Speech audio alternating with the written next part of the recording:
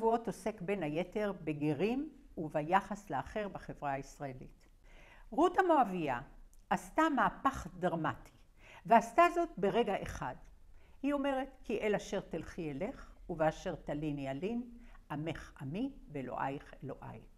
כך היא אומרת לחמותה, נעמי, אם בעלה המנוח. וברגע אחד היא הופכת ומשנה לחלוטין את זהותה, את קבוצת השייכות שלה ואת אמונתה. רות מהגרת ממואב לארץ ישראל, ללא כל כוונה לשוב על עקבותיה. רות היא סמל לגרות ביהדות, כיוון שנחשבת למתגיירת הראשונה בתרבות שלנו. אבל הגרות לא נשארה חלק ממנה. היא התגיירה על מנת להיטמע באופן מלא בעמה ובתרבותה של חמותה ובעלה המנוח.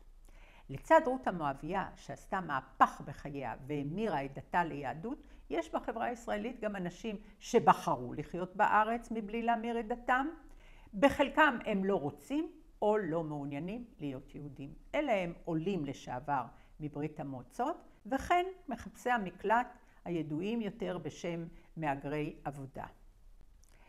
הערך המוסרי של מגילת רות הוא היחס לאחר, היכולת לקבל שונות, היכולת לקבל ללא שיפוטיות, הצורך באמפתיה, בהבנה של נקודת מבט אחרת, רגישה.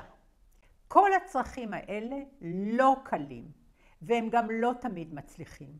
אני גיליתי קושי בקרב תלמידים בבית הספר ובחינוך בכלל, כי התלמידים הם מראה המשקפת את הלך הרוח החברתי. מאידך, שינוי בתלמידים יכול גם להשפיע על ההורים, קרי החברה.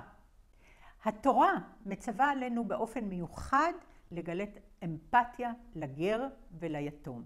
זו מצווה שנזכרת יותר פעמים מאשר שמירת השבת, מתוך ידיעה עד כמה קשה היא הגרות. הדבר נכון לגבי המסלול שגרים צריכים לעבור, גם אם הם יתגיירו באופן אורתודוקסי.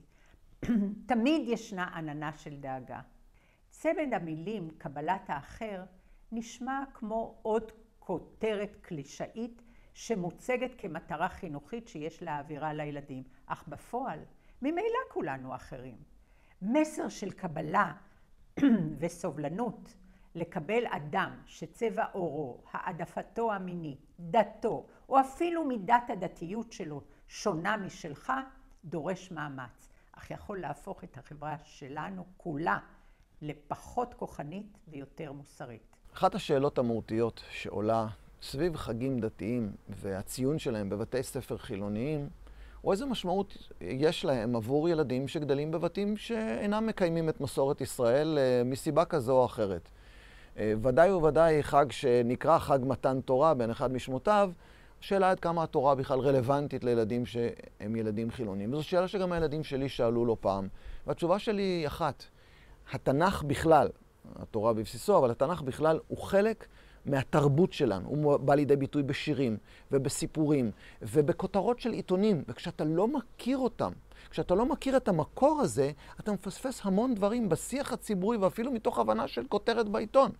ולכן כל כך חשוב כן להכיר את הבסיס. אתה לא חייב לקבל את זה מתוך בסיס אמוני, אבל אתה חייב לפחות להכיר את זה כחלק מהתרבות שלך בישראל.